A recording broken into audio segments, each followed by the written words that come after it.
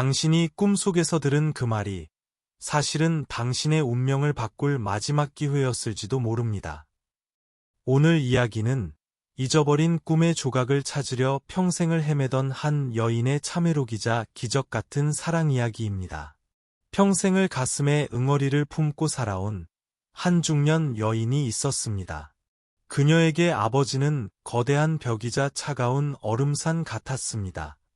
어린 시절부터 그녀는 아버지의 따뜻한 눈길 한 번을 구걸하며 자랐습니다.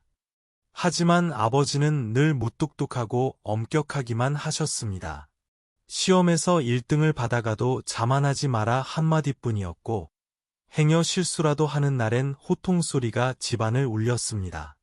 여인은 나이가 들어 가정을 꾸리고 중년이 되어서도 아버지가 미웠습니다. 왜 우리 아빠는 남들처럼 다정하지 못했을까? 왜 나를 한 번도 안아주지 않았을까? 그 원망은 깊은 산속의 이끼처럼 켜켜이 쌓여갔습니다. 그러던 어느 날, 아버지는 유언 한마디 남기지 못하고 허망하게 세상을 떠나셨습니다. 여인은 장례식장에서도 눈물보다 원망이 앞섰습니다. 마지막 가는 길조차 자신에게 따뜻한 말 한마디 남기지 않은 아버지가 야속했기 때문입니다. 그렇게 10년이라는 세월이 무심히 흘렀습니다. 여인의 기억 속에서 아버지는 점점 잊혀가는 존재가 되었죠. 그러던 어느 날 비 내리는 밤이었습니다. 여인의 꿈속에 믿을 수 없는 장면이 펼쳐졌습니다. 돌아가신 아버지가 나타나신 겁니다. 그런데 꿈속의 아버지는 그녀가 알던 그 무서운 분이 아니었습니다. 세상에서 가장 자애로운 미소를 지으며 마치 갓난아기를 대하듯 딸의 거친 손을 꼭 잡으셨지요. 여인은 꿈속에서 어린아이가 되어 엉엉 울었습니다. 아빠, 왜 이제야 오셨어요? 옛날을 한 번도 안아주지 않으셨어요. 그러자 아버지는 여인의 기가의 입술을 바짝 떼고는 아주 천천히 그리고 아주 또렷하게 무언가를 말씀하기 시작하셨습니다. 아주 긴 시간 동안 말입니다. 여인은 그 말씀을 듣는 내내 가슴이 뻥 뚫리는 기분이었고 평생의 갈증이 해소되는 기적을 맛보았습니다. 아빠, 그랬군요. 제가 오해했어요. 정말 감사합니다. 이제야 살 것 같아요. 여인은 꿈속에서 몇 번이고 감사의 눈물을 흘렸습니다. 그런데 정작 잠에서 깨어 눈을 뜬 순간 기가 막힌 일이 벌어졌습니다. 아버지가 잡아주던 손의 따스한 온기, 나를 바라보던 그 인자한 눈빛은 아직도 공중에 떠다니는 것 같은데 아버지가 한참 동안 들려주셨던 그 보석 같은 말씀들이 단 한 단어도 기억나지 않는 것입니다. 여인은 미친 듯이 머리를 쥐어뜯었습니다. 말도 안 돼. 분명히 들었는데. 그 한마디면 내 남은 인생이 바뀔 것 같았는데. 도대체 뭐라고 하신 거야? 여인은 방바닥을 치며 통곡했습니다. 아버지를 다시 잃은 것 같은 상실감. 아니, 아버지가 준 마지막 선물 상자를 눈앞에서 잃어버린 것 같은 분통함에 며칠을 알아누웠습니다. 꿈속의 목소리를 찾기 위해 최면술사를 찾아가 볼까? 아니면 무속인을 찾아가 볼까? 별의별 생각을 다 했습니다. 결국 여인은 타오르는 갈증을 견디지 못하고 이 산승을 찾아 산을 올랐습니다. 캥한 눈으로 제 앞에 앉아 떨리는 손으로 찻잔을 잡던 그 보살님의 모습이 아직도 눈에 선합니다. 그녀는 제게 묻더군요. 스님, 저는 정말 죄인인가 봅니다. 아버지가 제게 주신 마지막 선물을 제가 제 손으로 버린 건가요? 왜 제 머리는 이토록 둔해서 그 귀한 말씀을 기억하지 못하는 걸까요? 저는 그 여인을 말없이 바라보며 차를 한 모금 마셨습니다. 그리고 조용히 일렀습니다. 보살님, 아버님은 보살님이 그 문장을 머리로 기억하길 원하신 게 아닙니다. 만약 보살님이 그 말을 기억했다면 보살님은 그 말을 분석하고 의미를 따지고 결국은 지식으로만 간직했을 겁니다.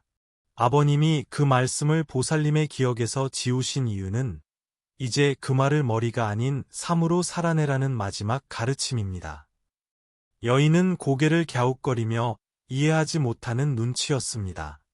저는 다시 말을 이었습니다. 보살님, 꿈속에서 아버지를 만났을 때 보살님의 마음이 어떠했나요? 그 순간만큼은 세상 누구도 부럽지 않을 만큼 감사하고 따뜻하고 모든 것이 용서되는 기분이 아니었나요? 그렇다면 아버님이 주신 유언은 이미 보살님의 피와 살이 되어 몸속에 흐르고 있습니다. 보살님이 그 따뜻함을 느낀 순간 교육은 끝난 것입니다. 저는 여인에게 한 가지 숙제를 내주었습니다. 오늘부터 보살님이 만나는 모든 사람에게, 특히 보살님을 힘들게 하는 가족들에게 아버님이 꿈속에서 보살님을 바라보던 그 눈빛을 그대로 전해보십시오.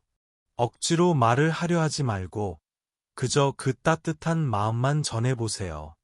그것이 바로 아버님의 유언을 기억해내는 유일한 방법입니다. 여인은 처음엔 반신반의했습니다.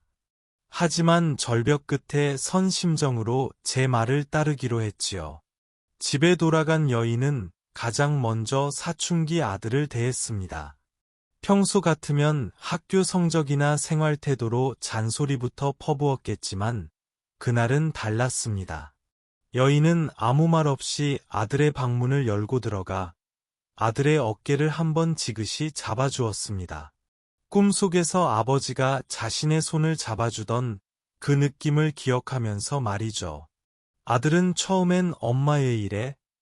라며 짜증을 냈지만 여인은 미소만 지었습니다. 남편에게도 그랬습니다.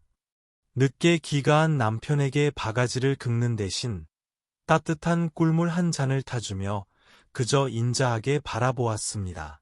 상대방이 어떤 반응을 보이든 상관없었습니다.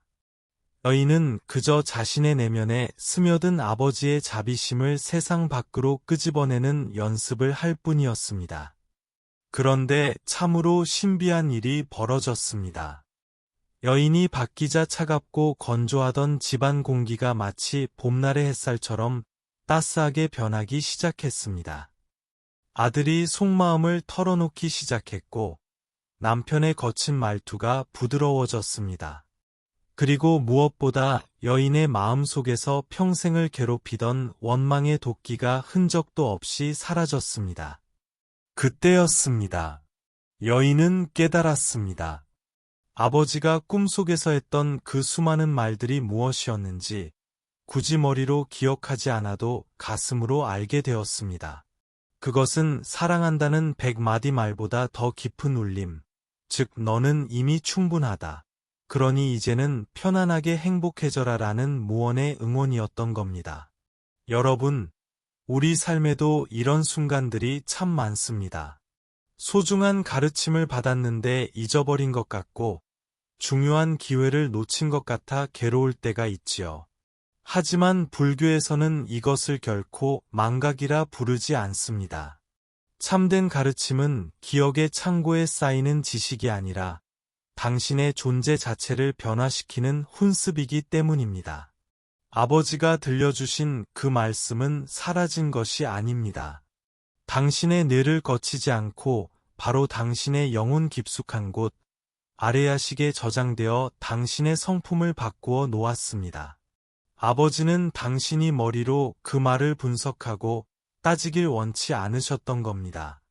대신 당신의 삶이 고단할 때, 누군가를 미워하고 싶을 때, 혹은 스스로가 너무 초라해 보일 때, 당신도 모르게 튀어나오는 자비로운 마음과 용기가 바로 아버지가 남긴 그 말씀의 실체입니다. 그러니 잊어버렸다고 슬퍼하지 마십시오. 당신이 오늘 누군가에게 건넨 따뜻한 미소 하나, 모질게 내뱉으려다 삼킨 말 한마디가 바로 꿈속에서 아버지가 당신에게 들려주었던 그 천금 같은 유언입니다. 당신의 심장이 뛰고 있다면, 당신이 누군가를 사랑하고 있다면, 아버지는 지금도 당신 안에서 가장 또렷한 목소리로 말씀하고 계시는 겁니다. 오늘 밤은 잊어버린 꿈의 조각을 찾으려 애쓰지 마십시오.